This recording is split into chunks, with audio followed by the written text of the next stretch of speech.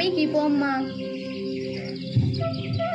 మామయ్య గారు ఇదిగోండి ఉప్మా తినండి. అమ్మా మంచినీళ్ళు తీసుకొస్తా ఆగండి. అబ్బో ప్రేమలు చూడలేకపోతున్నా. ఇదిగోండి అత్తయ్య గారు, ఇదిగోండి ఉప్మా తినండి. ఉప్మా ఏందమ్మా రవరవగుంది? ఏంటి రవ్వ రవ్వగుందా? మీ మొహానికి పెట్టడమే ఎక్కువ. రవ్వ రవ్వగుంది గివ్వగుందంట. నచ్చితే తినండి, లేకపోతే లేదు.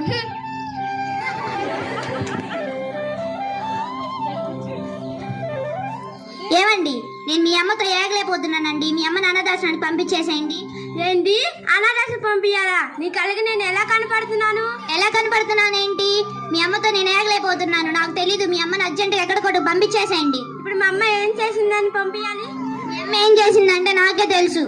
మీరు పొద్దున్నే మీ పనికి మీరు వెళ్ళిపోతారు. పిల్లలు ఇద్దరు స్కూల్కి వెళ్ళిపోతారు. ఇంట్లో ఉండేది నేను. నాకు తెలుసు మీ అమ్మ ఏం చేస్తుందో. అయితే ఇప్పుడు ఏం చేయాలి? మీ అమ్మని అనాథాశ్రమానికి పంపించేసేయండి ఫోన్ చేసి. ఇప్పుడే చెయ్యండి. అనాథాశ్రమేనండి? మా ఇంట్లో ఒక ముసలావిడ ఉందండి, ఆమె చేర్పించుకుంటారా?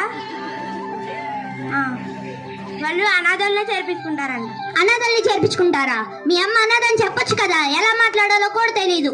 పక్కనే ఉన్న ఊరికి అనాథాశ్రమానికి ఫోన్ చేసి కనుక్కోండి. హలో, కడప అనాథాశ్రమేనండి?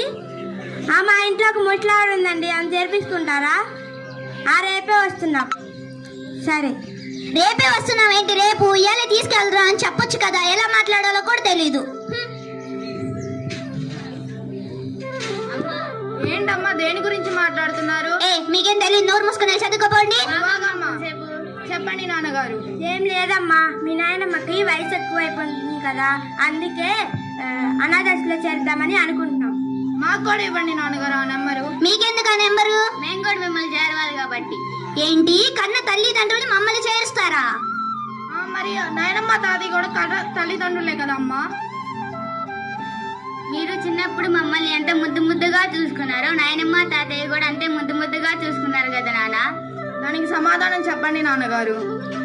సారీ అమ్మా, మా తప్పులు మేము తెలుసుకున్నాం. సారీ రా. మాకు కాదు సారీ చెప్పేది, నాయనమ్మ తాతయ్యకి. రండి.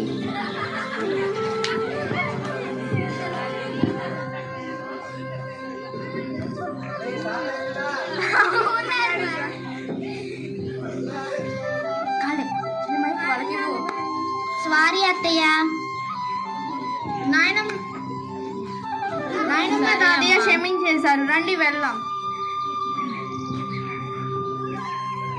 ధన్యవాదాలు.